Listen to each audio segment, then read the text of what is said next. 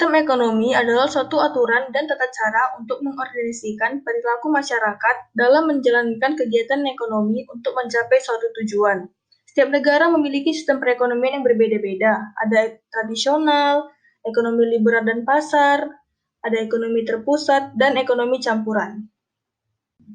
Sistem ekonomi tradisional yang kegiatan ekonominya masih menggunakan tradisi turun-temurun yang berlaku dalam suatu masyarakat dan telah menjadi budaya setempat. Berikut dijelaskan ciri-ciri sistem ekonomi tradisional.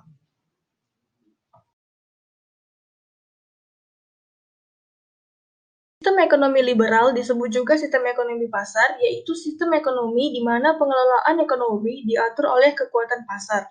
Sistem ekonomi ini menghendaki adanya kebebasan individu dalam melakukan kegiatan ekonomi. Berikut ciri-ciri sistem ekonomi liberal. Sistem perekonomian sosialis merupakan sistem perekonomian yang menghendaki kemakmuran masyarakat secara merata dan tidak adanya penindasan ekonomi. Untuk mewujudkan kemakmuran yang merata, pemerintah harus ikut campur dalam perekonomian. Berikut adalah ciri-ciri sistem ekonomi sosialis.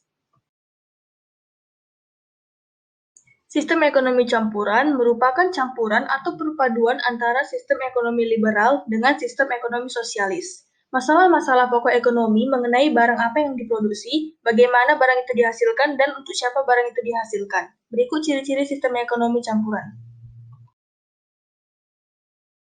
Jenis barang pemuas berdasarkan kepentingan. Barang yang akan turun sesuai dengan kebutuhan masyarakat. Contohnya handphone. Barang yang akan penting untuk memenuhi kebutuhan, contohnya makanan. Barang yang biasa disebut dengan barang sekunder, contohnya alat tulis. Barang yang tidak penting atau terkadang harganya mahal, contohnya perhiasan. Berdasarkan intensitas. Kebutuhan yang mutlak harus dipenuhi untuk kelangsungan hidup manusia disebut juga dengan kebutuhan pokok, contohnya makanan dan pakaian. Kebutuhan yang dipenuhi setelah kebutuhan pokok terpenuhi, contohnya alat tulis dan buku pelajaran.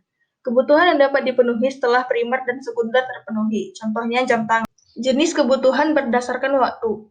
Kebutuhan yang bersifat mendesak dan tidak dapat ditunda-tunda, contohnya obat bagi orang sakit. Kebutuhan yang pemenuhannya masih dapat ditangguhkan pada waktu yang akan datang dan dapat dipersiapkan dari sekarang tanpa mengganggu kebutuhan seseorang, contohnya liburan. Jenis kebutuhan menurut sifat pemenuhan. Kebutuhan yang diperlukan oleh jasmani, badan, atau tubuh manusia, contohnya makanan dan minuman. Kebutuhan manusia yang berkaitan dengan psikologi dirinya sendiri, yang berkaitan dengan tuntutan perasaan, etika, dan keyakinan manusia, contohnya ibadah.